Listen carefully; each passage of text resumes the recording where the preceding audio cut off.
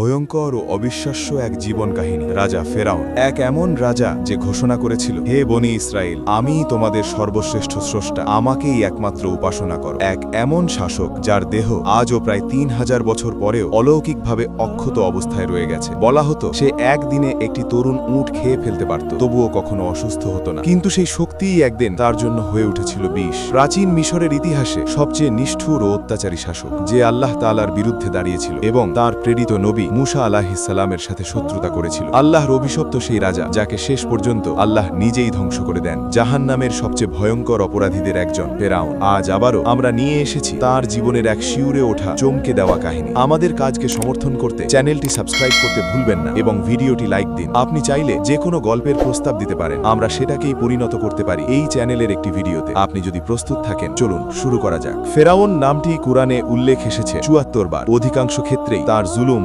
অত্যাচার ও অহংকারের প্রেক্ষাপটে। সে তার বিশ্বস্ত ও পরিশ্রমী অনুচরদের সহায়তায় সম্পূর্ণ ভূখণ্ড শাসন করত। দিন যত গড়াতে লাগলো, মিশর বা মিশিরের শক্তি যত বাড়তে থাকলো, ফেরাউন ততই নিজের শাসনকে আরো কঠোর ও সুদৃঢ় করে তুলল। এই অবিশ্বাস্য ক্ষমতার নেশায় সে নিজেকে অজেয় মনে করতে শুরু করলো। সে মানুষের ওপর কোনো প্রতিরোধের সুযোগ না দিয়েই নিজের প্রতিটি সিদ্ধান্ত চাপিয়ে দিত। এতে তার অহংকার আরো উস্কে উঠেছিল। সে সময়কার রীতি অনুযায়ী ফেরাউনকে দেবতা হিসেবে গণ্য করা হতো এবং সব মন্দিরের উপাসনা তার দিকেই নিবেদিত ছিল। ধীরে ধীরে ফেরাউন নিজেই এই মিথ্যায় বিশ্বাস করতে শুরু করলো। সে নিজেকে ভাবল উপাসনার যোগ্য এক ঈশ্বর, যে নাকি সবকিছুর স্রষ্টা। তার সামনে কি অপেক্ষা করছে সে বিষয়ে সে ছিল সম্পূর্ণ উদাসীন। অত্যাচার চালিয়ে, ভোগ বিলাসে মগ্ন হয়ে সে তার জীবন চালিয়ে যেতে থাকলো। কিন্তু সে একটি বিষয় ভুলে গিয়েছিল, তার উপর আল্লাহর বিচার খুবই নিকটে এসে গেছে। এক এমন বিচার যা সমগ্র মানবজাতির জন্য হয়ে থাকবে এক চিরন্তন শিক্ষা। চলুন তাকাই মিশরের সেই ভূমির দিকে যেখানে সংঘটিত হয়েছিল এই ঐতিহাসিক ঘটনা, যা সব যুগের জন্য এক সতর্কবার্তা। নাইল নদী ছিল মিশর রাজ্যের অন্যতম প্রধান জীবনরেখা। বিশ্বের বৃহত্তম নদীগুলোর মধ্যে নাইল অন্যতম। এই নদী প্রায় কখনোই শুকিয়ে যেত না, এমনকি গ্রীষ্মকালেও। এর বিশাল দৈর্ঘ্য ও অবিরাম প্রবাহ নাইলকে করে তুলেছিল অনন্য। নাইল নদী মাটিতে খনিজ পদার্থ যোগ করে তাকে করেছিল উর্বর। শুষ্ক মরুভূমির বুকে বয়ে এনেছিল জীবনদায়ী পানি। এই নদীর কারণেই নির্জন ও শুষ্ক অঞ্চল ধীরে ধীরে রূপান্তরিত হয়েছিল এক সমৃদ্ধ ও প্রাণবন্ত জনপদে। ফসলের প্রাচুর্যে ভরপুর হয়ে মিশর ক্রমেই সমৃদ্ধ হতে থাকে। পশুপালন ও নৌবাণিজ্যের মাধ্যমে রাজ্য আরও বিস্তৃত হয়। অর্থনৈতিক সম্পদ বেড়ে যায় বহুগুণ। ফেরাউন যখন তার প্রাসাদে ভোগ বিলাসে জীবন কাটাচ্ছিল, তখন সাধারণ মানুষ, বিশেষ করে দাসরা, এই ব্যবস্থাকে টিকিয়ে রাখতে অমানুষিক পরিশ্রম করে যাচ্ছিল। ফেরাউনের শাসনামলে সব ধরনের কঠোর শ্রমের দায়িত্ব দাসদের ওপরই চাপিয়ে দেওয়া হয়েছিল। কৃষিকাজ থেকে শুরু করে বিরাট সব স্থাপনা নির্মাণ পর্যন্ত। একসময় ইউসুফ আলাইহিস সালাম মিশরের মন্ত্রী বা ভিজিয়ার হিসেবে দায়িত্ব পালন করেছিলেন এবং তিনি সেখানে তাওহীদের শিক্ষা, আল্লাহর একত্ববাদ প্রচার করেছিলেন। কিন্তু তার উপদেষ্টারাই এই সিদ্ধান্তে তাকে সমর্থন জুগিয়েছিল এবং আরও সাহসী করে তুলেছিল। ফেরাউনের ভয় ছিল, যদি কখনো যুদ্ধ বাধে তাহলে বনি ইসরায়েল শক্তিশালী হয়ে তার শাসন উৎখাত করে ফেলতে পারে। এই ভয় তাকে ঠেলে দেয় এক ভয়াবহ আদেশের দিকে, নবজাত সব পুত্র সন্তানকে হত্যা করার নির্দেশ। এই নিষ্ঠুর সিদ্ধান্তের পেছনে আরও একটি কারণ ছিল, একটি ভয়ঙ্কর স্বপ্ন যা ফেরাউনকে গভীরভাবে অস্থির করে তোলে। আব্দুল্লাহ ইবনে আব্বাস রাদিয়াল্লাহু আনহু এবং আব্দুল্লাহ ইবনে মাসুদ রাদিয়াল্লাহু আনহু থেকে বর্ণিত এক রিওয়ায়াত অনুযায়ী ফেরাউন স্বপ্নে দেখেছিল কুদস দিক থেকে একটি আগুন উঠে আসছে, যা সব কিছু জ্বালিয়ে দিচ্ছে, কিন্তু বনি ইসরায়েলকে স্পর্শ করছে না। এই স্বপ্ন দেখে জেগে উঠে ফেরাউন তৎক্ষণাৎ স্বপ্ন ব্যাখ্যাকারীদের ডেকে পাঠালো। জ্যোতিষী ও জাদুকররা তার সেই স্বপ্নের ব্যাখ্যা করল এভাবে: বনি ইসরায়েলের মধ্য থেকেই জন্ম নেবে এক শিশু, যার হাতেই ধ্বংস হবে ফেরাউনের রাজত্ব। এর ফলস্বরূপ ফেরাউন আদেশ দিল বনি ইসরায়েলের সব নবজাত পুত্র সন্তানকে গণহত্যা করার। মুসা আলাইহিস সালাম ছিলেন ইয়াকুব আলাইহিস সালামের বংশধর এবং তার জন্ম হয়েছিল মিশরে। তার পিতার নাম ছিল ইমরান আর তার ভাই ছিলেন হারুন আলাইহিস সালাম। মুসা আলাইহিস সালাম কোরআনের সবচেয়ে বেশি উল্লেখিত নবী। তার নাম এসেছে 34টি সূরায়, মোট 131 আয়াতে এবং পরোক্ষ উল্লেখ সহ মোট 136 স্থানে। যদি তার পরোক্ষ উল্লেখগুলিও ধরা হয় তাহলে আয়াতের সংখ্যা পৌঁছয় 502। মুসা আলাইহিস সালাম ছিলেন এক শক্তিশালী, বলিষ্ঠ ও সুদৃঢ় শরীরের মানুষ। তার চুল সোজা, দেহ নির্মাণ প্রশস্ত এবং সবচেয়ে বেশি পরিচিত ছিলেন তার উচ্চ চরিত্র, পবিত্রতা ও বিনয়ী স্বভাবের জন্য। ফেরাউনের আদেশে সৈন্যরা প্রেরিত হল নবজাত শিশুর হত্যার জন্য। মুসা আলাইহিসসালামের মা নিষ্ঠুর লোকদের সামনে সম্পূর্ণ অসহায়, যারা তার নবজাত পুত্রকে হত্যা করতে চাইছিল। সে কিছু করতে পারছিল না, শুধুমাত্র আল্লাহর কাছে খোলাখুলি দোয়া করা ছাড়া। সে জানত কেবল আল্লাহই তার এবং তার সন্তানের এই বিপদ থেকে মুক্তি দিতে পারেন। ঠিক সেই মুহূর্তে আল্লাহ তার হৃদয়ে দিব্য নির্দেশনা প্রদান করলেন, যা কুরআনে এভাবে বর্ণিত হয়েছে: তুমি তাকে দুধ খাওয়াও, কিন্তু যদি তার নিরাপত্তার ভয় থাকে তাহলে তাকে নদীতে ছেড়ে দাও। ভয় বা দুঃখিত হও না, আমরা তাকে তোমার কাছে ফেরত দেব এবং তাকে আমাদের নবীদের মধ্যে একজন করব। এই দীর্ঘ প্রেরণায় মুসা আলাইহিসসালামের হৃদয়ে শান্তিতে ভরে উঠল। সে শেষবারের মতো তার সন্তানকে দুধ খাওয়ালো। সৈন্যরা যখন তাদের ঘরের দিকে এগিয়ে এলো, ততক্ষণে সে কোনো দ্বিধা না করে তার প্রিয় সন্তানকে ছোট একটি ঝুলন্ত খাটে রাখল এবং তাকে নাইল নদীতে ভাসিয়ে দিল, সম্পূর্ণভাবে আল্লাহর উপর বিশ্বাস রাখার সঙ্গে। আল্লাহ তার বিশ্বাসকে এক সুন্দর পুরস্কারের মাধ্যমে সম্মানিত করবেন। সে শুধু তার সন্তানকে ফিরে পাবে না, বরং একজন নবীর মা হয়ে উঠবে। ইতিমধ্যে মুসা আলাইহিসসালামের বোন গোপনে সেই ভাসমান খাটের পেছনে চলে গেল। যখন খাটটি নদীর স্রোতে ভেসে চলছিল, নদীর স্রোতে ভেসে ছোট খাটটি পৌঁছল ফেরাউনের প্রাসাদের সামনে। যেমন খাটটি নদীর জলে ভেসে যাচ্ছিল, আমাদের মা আসিয়া, ফেরাউনের স্ত্রী, এটি লক্ষ্য করলেন। তিনি ছিলেন গভীর ঈমান সম্পন্ন নারী, যিনি ফেরাউনের অত্যাচারের অধীনে অত্যন্ত কষ্ট সহ্য করেছেন। আসিয়া জান্নাতের 4 জন সবচেয়ে কল্যাণময়ী নারীর একজন। যখন তিনি খাটের দিকে এগিয়ে গেলেন এবং তার ঢাকনা উঠালেন, ততক্ষণে তিনি অবাক হয়ে গেলেন। ভিতরে শোয়ানো ছিল এক সুন্দর শিশু, যার মুখ উজ্জ্বল আলোয় ঝলমল করছিল। তবে সে আশেপাশের ঘটনার কোনো কিছুই জানত না। সেই মুহূর্তে তার হৃদয় শান্তি ও ভালোবাসায় ভরে উঠল। শিশুটি এতটা প্রিয় ছিল যে মনে হলো তার ভালোবাসা সরাসরি তার হৃদয়ে প্রবাহিত হয়েছে। তার উচ্চ চরিত্র ও প্রজ্ঞার কারণে তিনি সেই মুহূর্তে সঠিকভাবে বুঝতে পারলেন শিশুটি এক মহান ব্যক্তিত্বের প্রতীক। তিনি সঙ্গে সঙ্গে তার স্বামী ফেরাউনের কাছে গেলেন। তিনি বললেন যে তিনি এই শিশুটিকে ভালোবাসেন এবং অনুরোধ করলেন তাকে ক্ষতি না করতে। এই মুহূর্তটি কুরআনে এভাবে বর্ণিত হয়েছে: ফেরাউনের স্ত্রী বলল, সে আমার চোখের আলো হবে এবং তোমারও, তাকে হত্যা করো না। হয়তো সে আমাদের উপকারে আসবে বা আমরা তাকে আমাদের সন্তান হিসেবে দত্তক নিতে পারি। কিন্তু তারা বুঝতে পারেনি ভবিষ্যতে কি ঘটতে যাচ্ছে। আল্লাহর প্রজ্ঞায় ফেরাউন শান্ত থাকলেন এবং এতে সম্মতি দিলেন। মুসা আলাইহিসসালাম শুরু করলেন প্রাসাদে বড় হওয়ার পথ চলা। সব প্রতিবন্ধকতা সত্ত্বেও আল্লাহর ইচ্ছায় শিশুটি পৌঁছল সেই প্রাসাদেই যেখানে সেই একজনের মধ্যে তিনি পরিণত হবেন, যিনি আদেশ দিয়েছিলেন সব পুত্র সন্তানকে হত্যা করার। সময় যত বাড়ল, একটি নতুন সমস্যা দেখা দিল। শিশুটি কোনো দুধ খাওয়ানো নারীর কাছ থেকে দুধ খেতে রাজি হচ্ছিল না। ইতিমধ্যে মুসা আলাইহিসসালামের বোন গোপনে সেই খাটের পেছনে চলছিল এবং দ্রুত পদক্ষেপ নিল। সে রক্ষকদের কাছে গিয়ে বলল, একজন নারী আছেন যিনি হয়তো তাকে দুধ খাওয়াতে পারবেন। তিনি আসলে শিশুটির মৌলিক মাকে উল্লেখ করছিলেন। এই ঘটনাও কুরআনে বর্ণিত হয়েছে। মুসা আলাইহিসসালামের মা তার বোনকে বললেন, তাকে অনুসরণ করো। এভাবে সে দূর থেকে শিশুকে দেখছিল, যতক্ষণ তারা জানত না আমরা ইতিমধ্যেই তাকে দুধ খাওয়ানো নিষিদ্ধ করেছিলাম। কোনো মহিলার কাছ থেকেই শিশুটি দুধ খেতে রাজি হচ্ছিল না। তাহলে তার বোন বলল, আমি কি তোমাকে এমন একটি পরিবারের দিকে নির্দেশ দিই যা তাকে যত্ন নেবে এবং ভালোভাবে খেয়াল রাখবে? এরপর তারা তার প্রস্তাব গ্রহণ করল। অনেক দুধ খাওয়ানো নারীর প্রস্তাব প্রত্যাখ্যানের পর শিশু মুসা আলাইহিসসালাম অবশেষে তার নিজের মায়ের দুধ গ্রহণ করল। এই সত্য সম্পর্কে অজানা থেকে আমাদের মা আসিয়া আনন্দিত হলেন যে শিশুটি অবশেষে কেউকে পেয়েছে দুধ খাওয়ার জন্য। আল্লাহর ইচ্ছায় মুসা আলাইহিসসালাম বড় হয়ে উঠলেন ফারাউনের প্রাসাদে, তার মৌলিক মাতার যত্নে। ফারাউনের হেইম্যান, প্রধান দাস, সন্দেহ প্রকাশ করল। এই শিশু কি সত্যিই আপনার? সে জিজ্ঞেস করল। সে কোনো অন্য মহিলার কাছ থেকে দুধ খেতে রাজি হয় না, কেবল তোমার কাছ থেকে খায়। সন্দেহ দূর করার জন্য মুসা আলাইহিসসালাম চালাকভাবে উত্তর দিলেন, কোনো না কোনো কারণে সব শিশুই আমাকে ভালোবাসে এবং আমি ওদের ভালোবাসি। তার কথা হামানকে বিশ্বাস করালো এবং তাকে শিশুটি দুধ খাওয়ানোর জন্য বেতন ও সোনাও প্রদান করা হলো। এটি ছিল আল্লাহর এক মহান আশীর্বাদ। কুরআনে আল্লাহ এই মুহূর্তটি এভাবে বর্ণনা করেছেন, যদি আমরা তার মায়ের হৃদয়কে শক্তিশালী না করতাম, সে রহস্যটি প্রকাশ করত, কিন্তু আমরা এটি করেছি যাতে সে আমাদের প্রতিশ্রুতিতে বিশ্বাসীদের মধ্যে অন্তর্ভুক্ত হয়। একদিন প্রাসাদে বড় হওয়ার সময় একটি অসাধারণ ঘটনা ঘটল। একদিন ফারাউন শিশু মুসা আলাইহিসসালামকে নিজের কোলে তুলে নিল। হঠাৎ করেই মুসা আলাইহিসসালাম ফারাউনের দাড়ি টেনে ধরল এবং তাকে চড় মারল। ফারাউন ভয়ে ও বিস্ময়ে কেঁপে উঠল। সে চিৎকার করে বলল, এই তো সেই শত্রু যার জন্য আমি অপেক্ষা করছিলাম। শৈশবেই মুসা আলাইহিসসালাম ফারাউনকে অস্থির করে তুলেছিল। ঠিক সেই মুহূর্তে আমাদের মা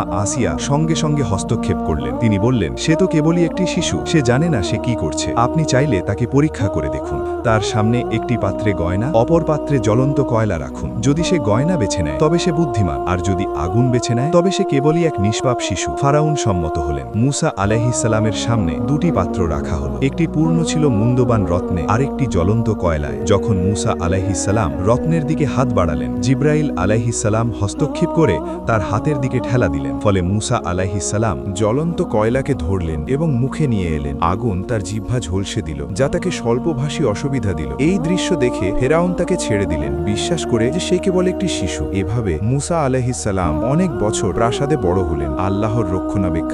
মিশর পুরোপুরি ফেরাউনের শাসনের অধীনে ছিল। ফেরাউনের শাসনের সময় জনগণকে কঠোর সামাজিক স্তরে বিভক্ত করা হয়েছিল। তার অধীনে সে প্রশাসন, সামরিক ব্যবস্থা, আইন ও ধর্মের উপর সম্পূর্ণ অপরিমেয় ক্ষমতা ধারণ করত। ফেরাউন ছিলেন নিষ্ঠুর ও কঠোর শাসক। তার নিষ্ঠুরতা এতটাই চরম ছিল যে সে মানুষকে কাঠের খুঁটিতে পুঁতে দিত এবং শাস্তি হিসেবে দেহকে দুভাগে ভাগ করত। কথা আছে, সে প্রায় 400 বছর বেঁচে ছিলেন। সে কখনো অসুস্থ হয়নি এবং তার দাঁতও কখনো রক্তপাত করেনি। তার উচ্চতা বিশেষভাবে বেশি ছিল না, কিন্তু সে মহিমান্বিত ও বিলাসবহুল পোশাক পরত। তার যৌবন যেন নিত্য নবায়ন হচ্ছিল, কারণ সে কখনো বৃদ্ধ হতো না। তার স্বাস্থ্য ছিল এতই শক্তিশালী, তার শরীর এমন অসাধারণ শক্তিশালী ছিল যে সে একবারে একটি পুরো তরুণ উট খেতে পারত। তার বিশেষ পাচনতন্ত্রের কারণে সে কেবল 40 দিনে একবারই প্রয়োজনীয়তা মেটাত। কোরআনে ফেরাউন উপাধি বিশেষভাবে ব্যবহৃত হয়েছে মুসা আলাইহিসসালামের সময়ের মিশরের রাজা বোঝাতে। বিপরীতে ইউসুফ আলাইহিসসালামের সময় শাসকদের রাব বা মালিক বলা হতো, ফেরাউন নয়। ফেরাউনকে বর্ণনা করা হয়েছে একজন গর্বিত ও অহংকারী শাসক হিসেবে, যিনি কারুনের মতোই অহংকারে ভরে উঠেছিলেন এবং এমনকি ঈশ্বরত্বের দাবি করেছিলেন। সে দুর্বলদের উপর অত্যাচার চালাত, তার জনগণকে অপমান করত এবং তাদের প্রতি অহংকার প্রদর্শন করত। সে সত্যকে প্রত্যাখ্যান করেছিল। রাজ্যের প্রতিটি দিকের ওপর তার সম্পূর্ণ নিয়ন্ত্রণ তার অহংকারকে আরও বাড়িয়ে তুলেছিল। ফেরাউনের একজন লোক ছিলেন ফাতুন, যিনি ছিলেন কিপ্তির একজন নিষ্ঠুর রাঁধুনি। একদিন তিনি দেখা গেলেন বনি ইসরায়েলের একজন মানুষ সামিরকে মারধর করছেন। সামির সাহায্যের জন্য ডাক দিলেন মুসা আলাইহিসসালামকে। তিনি ফাতুনকে ধাক্কা দিলেন এবং আঘাত করলেন, কিন্তু মাত্র এক আঘাতেই ফাতুন মাটিতে পড়ে মারা গেলেন। মুসা গভীরভাবে দুঃখিত হলেন। তার উদ্দেশ্য কখনোই কাউকে হত্যা করা ছিল না, তার একমাত্র লক্ষ্য ছিল সামির সুরক্ষা নিশ্চিত করা। তার দুঃখ ও আফসোসে তিনি আল্লাহর দিকে তাওবার সঙ্গে ফিরলেন, ক্ষমা প্রার্থনা করতে করতে। কোরআন এই মুহূর্তটি এভাবে বর্ণনা করেছেন। মুসা শহরে প্রবেশ করলেন, লোকেদের অজানায় তিনি দেখলেন দুইজন মানুষ লড়াই করছে, একজন তার নিজের জনগণ থেকে, আরেকজন তার শত্রুদের মধ্যে। নিজের জনগণের সেই ব্যক্তি শাহীর সাহায্য চাইল শত্রুর বিরুদ্ধে। মুসা তাকে আঘাত করলেন, ফলে সে মারা গেল। তিনি তখন বললেন, এটি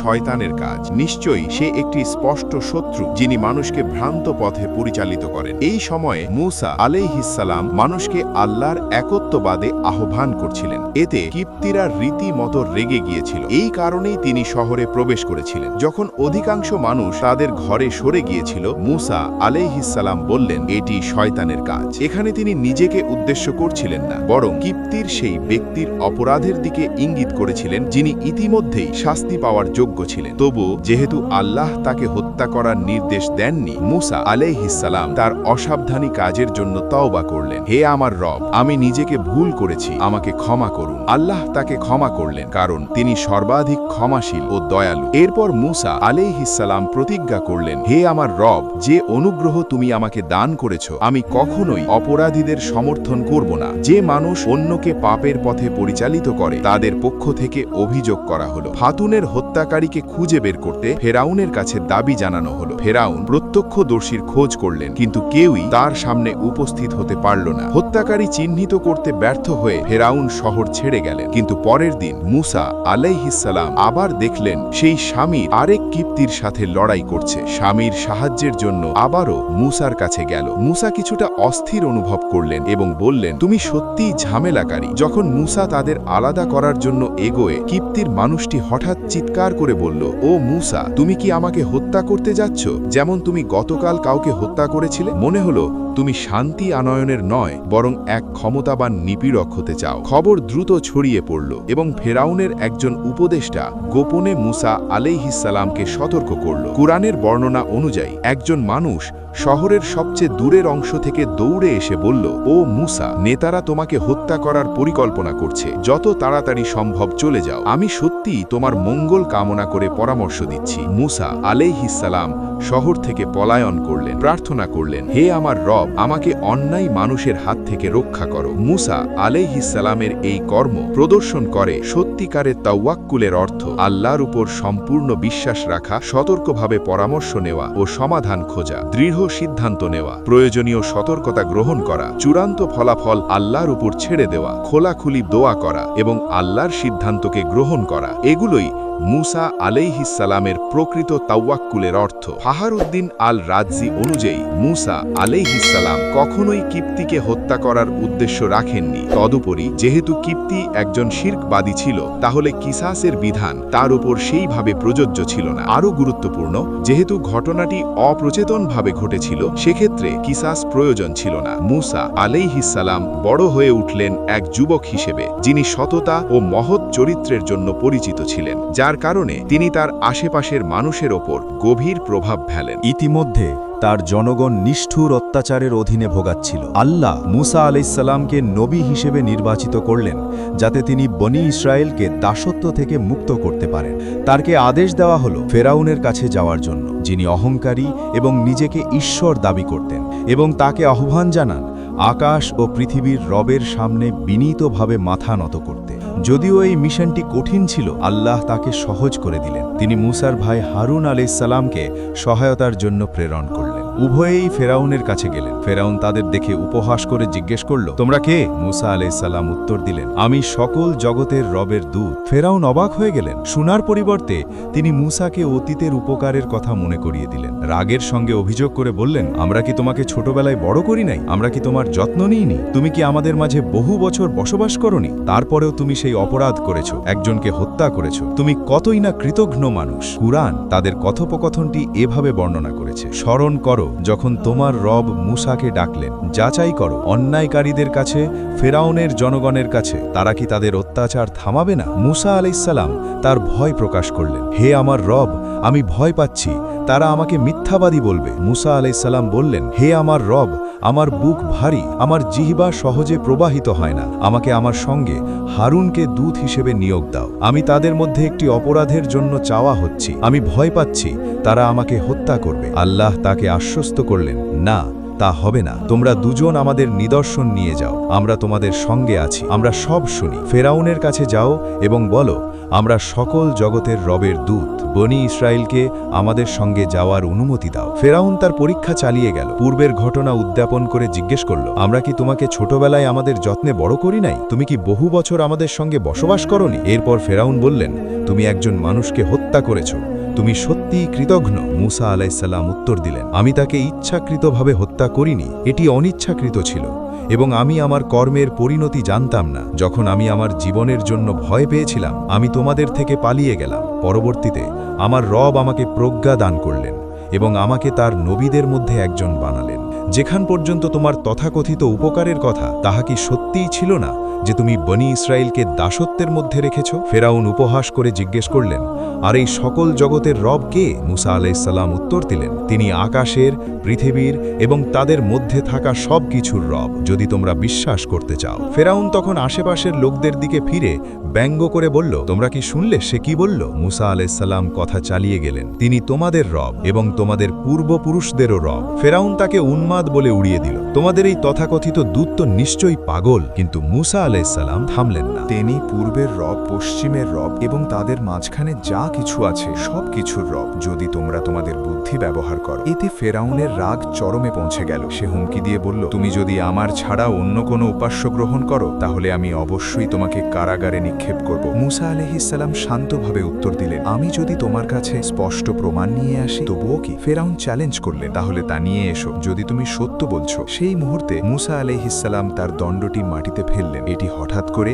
একটি জীবন্ত সাপে পরিণত হলো। তারপর তিনি তার হাতকে তার চাদর থেকে বের করলেন এবং এটি এমন চমকপ্রদ সাদা আলো ছড়ালো যা সকলের চোখে দৃশ্যমান হলো। ফেরাউন একটি চাতুর্যপূর্ণ পরিকল্পনা করলেন যাতে তিনি মূসা আলাইহিসসালামকে এক বিশাল জনসমক্ষে নির্মমভাবে অপমান করতে পারেন। তিনি বিশ্বাস করতেন যদি তার জাদুকরদের ব্যবহার করে মূসাকে পরাস্ত করা যায় তাহলে তিনি তার তথাকথিত ঈশ্বরত্ব প্রমাণ করতে পারবেন। এই প্রস্তুতির জন্য ফেরাউন মিসর জুড়ে ঘোষণা করলেন। তিনি তখন সম্ভবতম দক্ষ জাদুকরদের ডেকে আনলেন। ৭০ জন সবচেয়ে মহান জাদুকর বিশ্বের বিভিন্ন স্থান থেকে মিসরে একত্রিত করা হলো। বড় অনুষ্ঠানের আগে প্রধান জাদুকর তার লোকদের নির্দেশ দিলেন মূসা আলাইহিসসালামকে পর্যবেক্ষণ করতে এবং তার সম্পর্কে তথ্য সংগ্রহ করতে। যখন তারা পর্যবেক্ষণ করল তারা একটি অসাধারণ দৃশ্য দেখল। মূসা আলাইহিসসালাম ঘুমাচ্ছিলেন, তবুও তার দণ্ডটি নিজে নিজে হেঁটে চলছিল। মনে হচ্ছিল যেন এটি রক্ষারত অবস্থায় দাঁড়িয়ে আছে। এই দৃশ্য জাদুকরদের চমকে দিল এবং তারা দ্রুত এটি তাদের প্রধানকে জানালো। এই খবর শুনে প্রধান জাদুকর ভয়ঙ্কর রঙহীন হয়ে গেলেন, তার মুখে কাঁপন ধরল। একজন জাদুকরের দণ্ড ঘুমানোর সময় স্বয়ংক্রিয়ভাবে হারকাত করতে পারে না, কারণ জাদু কার্যকর হয় না যখন জাদুকর অচেতন থাকে। জাদুকররা ধীরে ধীরে বুঝতে লাগলো, সাবধান, এই মানুষটি হতে পারে মোটেও জাদুকর নয়। যদিও তারা জয় হওয়ার সম্ভাব্যতা নিয়ে সন্দেহ শুরু করল, তাদের ফেরাউনের মন জয় করার লোভ তাদের বাধ্য করল চ্যালেঞ্জটি চালিয়ে যেতে। যদিও তারা জানত যে তারা মূসা আলাইহিসসালামকে পরাস্ত করতে পারবে না, এবং এভাবেই শুরু হলো মহা চ্যালেঞ্জ। অত্যন্ত প্রতীক্ষিত দিনটি মহা সংঘর্ষের জন্য এসে পৌঁছালো। ফেরাউন শত শত হাজার মানুষকে এক বিশাল খোলা স্থানে একত্রিত করলেন। জাদুকররা প্রস্তুত দাঁড়ালো, তাদের দড়ি, দণ্ড এবং জাদুকরী উপকরণ হাতে নিয়ে। ফেরাউন তাদের আদেশ দিলেন, শুরু করো, মূসাকে পরাজিত করো। জাদুকররা তাদের দড়ি এবং দণ্ড মাটিতে ফেললেন। হঠাৎ সেগুলো সাপের মতো সরতে শুরু করল। এই দৃশ্য দেখে ফেরাউন অত্যন্ত আনন্দিত হলেন। এক মুহূর্তের জন্য মূসা আলাইহিসসালাম কিছুটা অস্থির বোধ করলেন, কিন্তু এরপর আল্লাহ তার হৃদয় শক্তিশালী করলেন। তিনি আদেশ দিলেন, যা তোমার ডান হাতে আছে তা ফেলে দাও। মূসা আলাইহিসসালাম তা শ্রদ্ধা সহকারে পালন করলেন। যখন তিনি তার দণ্ডটি মাটিতে ফেললেন, দণ্ডটি এক প্রখর সাপে পরিণত হল, যার আকার এত বিশাল যে সম্পূর্ণ মাঠ ঢেকে দিল। সে সবকিছু ভক্ষণ করল যা জাদুকররা সৃষ্টি করেছিল। মাঠ সম্পূর্ণ নীরব হয়ে গেল। ফেরাউন ভয়ঙ্করভাবে আতঙ্কিত হলেন। অন্যদিকে জাদুকররা চমকে একেবারে স্তব্ধ হয়ে গেল। তারা অবিলম্বে বুঝতে পারল যা তারা দেখল তা কোনো জাদু নয়, এটি আল্লাহ একটি দিব্য অলৌকিক ঘটনা। তারা সবাই ঘাড় নত করে বলল, আমরা মূসা ও হারুনের রবের প্রতি বিশ্বাস স্থাপন করেছি। ফেরাউনের রাগ চরমে পৌঁছালো। সে চিৎকার করে বলল, তোমরা কিভাবে আমার অনুমতি ছাড়া তার প্রতি বিশ্বাস স্থাপন করো? ফেরাউন তার রাগে গর্জন করলেন। তিনি তাদের হুমকি দিলেন, আমি তোমাদের হাত ও পা উল্টো পাশে কেটে ফেলব, তারপর তোমাদের সকলকে ক্রুশবিদ্ধ করব। কিন্তু জাদুকররা হাল ছাড়লেন না। তারা তাদের ঈমানের প্রতি দৃঢ় থাকলেন এবং নির্ভীকভাবে উত্তর দিলেন, আপনি কেবল আমাদের শাস্তি দিচ্ছেন কারণ আমরা আমাদের রবের প্রতি বিশ্বাস স্থাপন করেছি যখন সত্য আমাদের কাছে এসেছে। হে আমাদের রব, আমাদের ধৈর্য দান করুন এবং আমাদের আত্মাকে বিশ্বাসী রূপে গ্রহণ করুন। এভাবে তারা শহীদত্ব গ্রহণ করলেন, তাদের জীবন উৎসর্গ করলেন তাদের ঈমানের জন্য। ফেরাউনের নিষ্ঠুরতা আরও বৃদ্ধি পেল। তার হুমকি কার্যকর না হওয়া দেখে ফেরাউন তার উচ্চপদস্থ কর্মকর্তাদের দিকে ফিরলেন। তারা ফেরাউনকে বলল, আপনি কি মূসা ও তার জাতিকে ছেড়ে দেবেন যাতে তারা দেশে বিশৃঙ্খলা সৃষ্টি করে? তারা কি আপনাকে ও আপনার দেবতাদের পরিত্যাগ করবে? ফেরাউন তাদের আশ্বস্ত করে বলল, চিন্তা করো না, আমরা তাদের সব পুত্র সন্তানকে হত্যা করব আর কন্যা সন্তানদের জীবিত রাখব যাতে তারা আমাদের সেবা করে। আমরাই তাদের চেয়ে শক্তিশালী, আমরাই তাদের আমাদের শাসনের নিচে পিষে ফেলব। এই কথা শুনে বনি ইসরাইল মূসা আলাইহিসসালামের কাছে অভিযোগ করল, আপনি আসার আগেও আমাদের উপর জুলুম ছিল আর এখনও আমাদের নির্যাতন করা হচ্ছে। তখন মূসা আলাইহিসসালাম তাদের সান্ত্বনা দিয়ে বললেন, সম্ভবত তোমাদের রব শিগগিরই তোমাদের শত্রুদের ধ্বংস করবেন এবং তোমাদেরকে এই ভূখণ্ডের শাসক বানাবেন। এরপর আল্লাহ দেখবেন তোমরা কিভাবে আচরণ করো। ফেরাউন যত ষড়যন্ত্রই করুক, আল্লাহর ফায়সালা ছিল অবশ্যম্ভাবী। বনি ইসরায়েলের অধিকাংশ মানুষ তখনও ফেরাউনের নিষ্ঠুরতা ও অত্যাচারে ভীত ছিল, কারণ ফেরাউন ছিল এক ভয়ঙ্কর জালিম যে সন্ত্রাস, হত্যা ও দাসত্বের মাধ্যমে রাজত্ব করত। তবুও তাদের মধ্য থেকে একটি ছোট কিন্তু দৃঢ় ঈমানদার দল আন্তরিকভাবে মূসা আলাইহিসসালামের উপর বিশ্বাস স্থাপন করেছিল। তখন মূসা আলাইহিসসালাম তার জাতিকে আহ্বান করে বললেন, হে আমার কওম, তোমরা যদি সত্যিই আল্লাহর উপর ঈমান আনো এবং তাঁরই কাছে আত্মসমর্পণ করো তাহলে একমাত্র তাঁর ওপরই ভরসা রাখো। তারা উত্তরে বলল, আমরা কেবল আল্লাহর উপরই ভরসা করি। হে আমাদের রব, আমাদেরকে এই জালিমদের জুলুমের শিকার করো না। এই দোয়ার মধ্যেই ছিল তাওয়াক্কুলের পূর্ণতা, ভয়ের মাঝেও ঈমানের দৃঢ়তা আর নির্যাতনের অন্ধকারে আল্লাহ আল্লাহর সাহায্যের প্রতি অটল বিশ্বাস আর আপনার রহমতের মাধ্যমে আমাদেরকে এই কাফির সম্প্রদায়ের কবল থেকে রক্ষা করুন। মুসা আলাইহিস সালামের প্রতি আল্লাহর নির্দেশ। এরপর আল্লাহ মুসা ও হারুন আলাইহিস সালামের প্রতি ওহী নাজিল করলেন,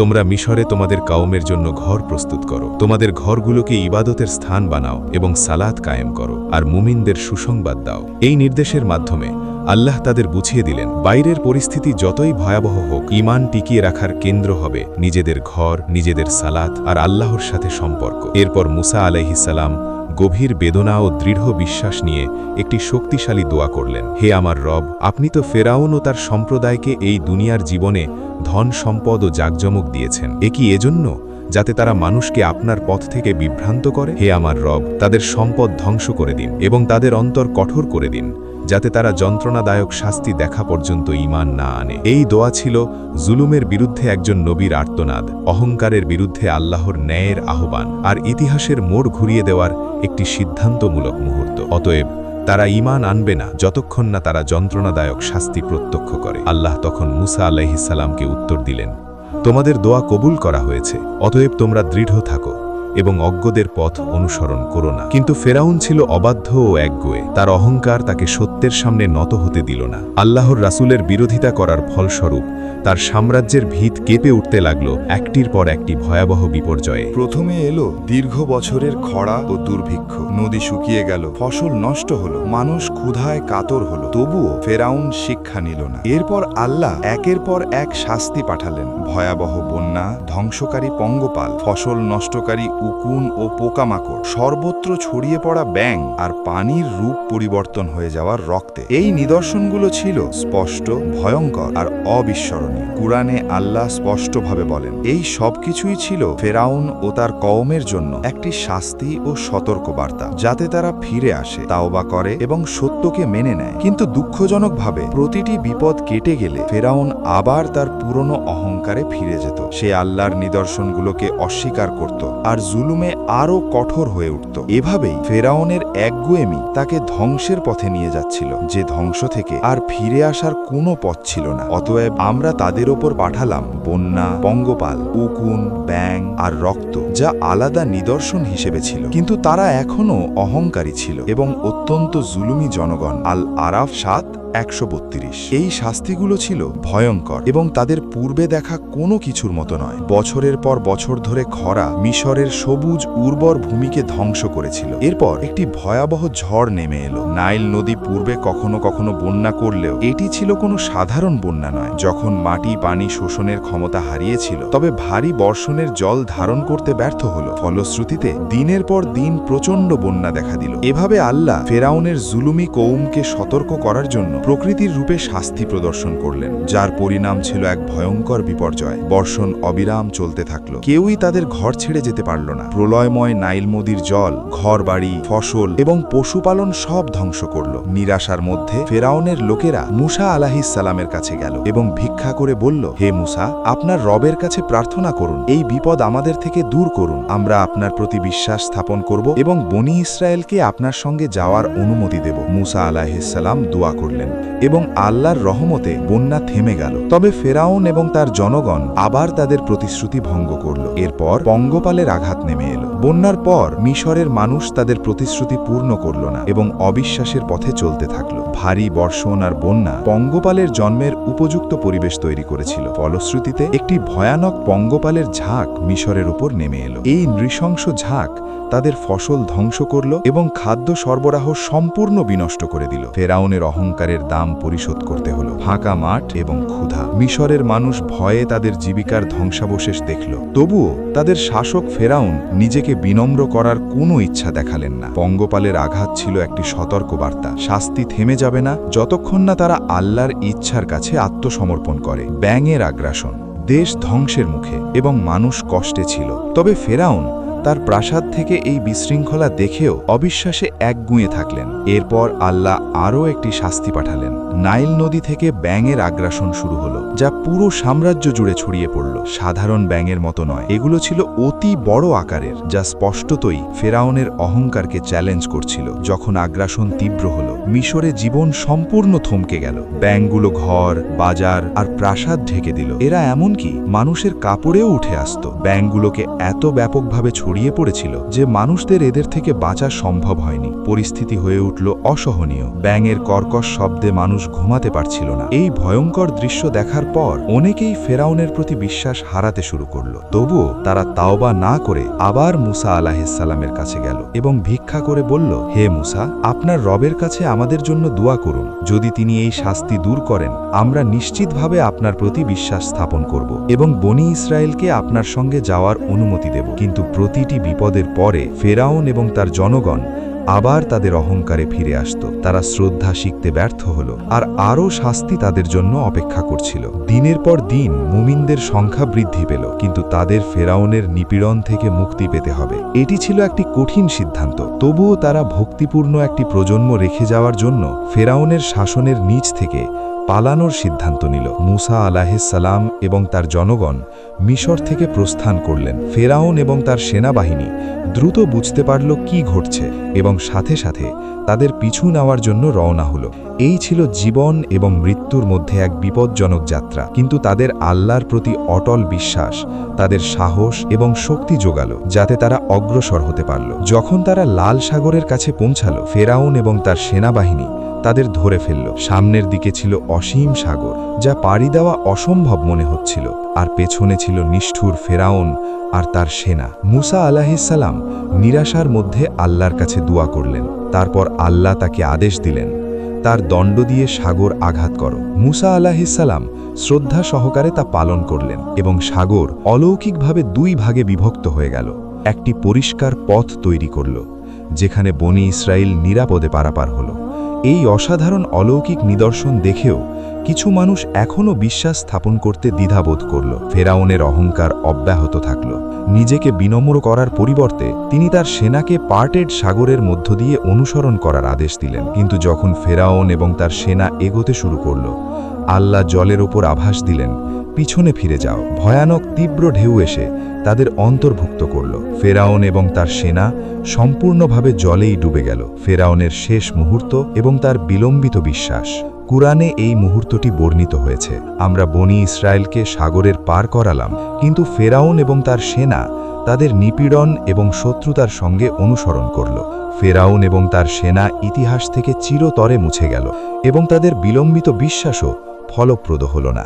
যখন সে ডুবে যাচ্ছিল, ফেরাউন বলেছিল, আমি বিশ্বাস করলাম যে একমাত্র ঈশ্বরের প্রতি বনি ইসরায়েল বিশ্বাস করে তিনি সত্যিই একমাত্র ঈশ্বর। আমি তাদের মধ্যকার সমর্পণকারীদের অন্তর্ভুক্ত। ইউনুস 10:90।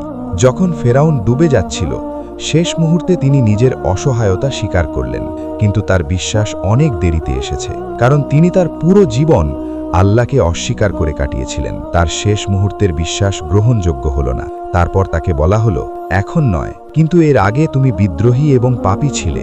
আজ আমরা তোমার দেহ সংরক্ষণ করব, যাতে তুমি পরবর্তীদের জন্য একটি নিদর্শন হতে পারো।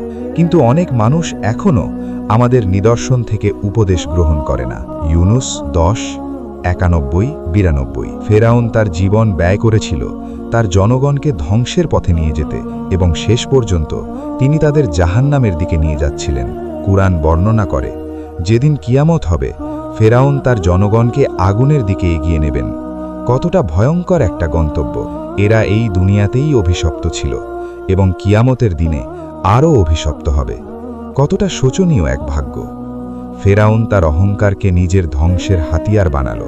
সমস্ত জগতের স্রষ্টাকে অস্বীকার করে সে নিজেকে মিথ্যা ঈশ্বর দাবি করেছিল, কিন্তু শেষ পর্যন্ত সে এবং তার সেনা প্রচণ্ড ঢেউয়ের নিচে ডুবে গেল।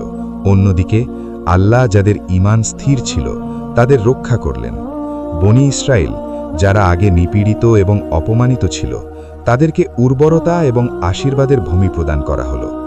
কুরআনে বর্ণিত হয়েছে, আমরা যাদের ওপর জুলম করা হয়েছে তাদেরকে পূর্ব এবং পশ্চিমের জমিগুলোতে উত্তরাধিকারী বানালাম, যা আমরা আশীর্বাদ করেছি।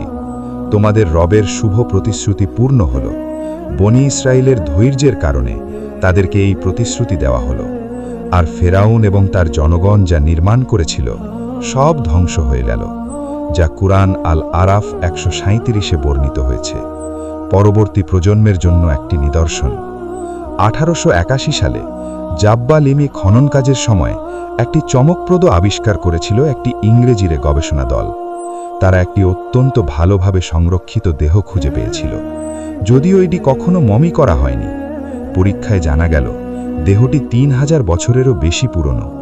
এটি কেউ আর নয়, বরং অহংকারী ফেরাউনের, যিনি একসময় নিজেকে ঈশ্বর দাবি করেছিলেন। তার নিষ্ক্রিয় দেহ আজও আল্লাহর ন্যায়ের শক্তিশালী নিদর্শন হিসেবে রয়ে গেছে। যদিও আল্লাহ বনি ইসরায়েলকে ফেরাউনের নিপীড়ন থেকে রক্ষা করেছিলেন, তাদের অনেকেই পরে অবিশ্বাসের পথে চলে যায়, যদিও তারা অসীম আশীর্বাদ পেয়েছিল। আল্লাহ আমাদের অহংকার থেকে রক্ষা করুন এবং আমাদেরকে সত্য অস্বীকারীর মধ্যে না পড়ার জন্য সাহায্য করুন, যারা শুধু ব্যক্তিগত স্বার্থের জন্য ভুল পথে চলে। এই ভিডিওটি আরও বেশি মানুষের কাছে পৌঁছাতে আপনার সমর্থন প্রয়োজন। প্রত্যেকটি সাবস্ক্রাইবার একটি আহত হৃদয়কে সুরক্ষা দেয়। ভুলবেন না, লাইকে দিন,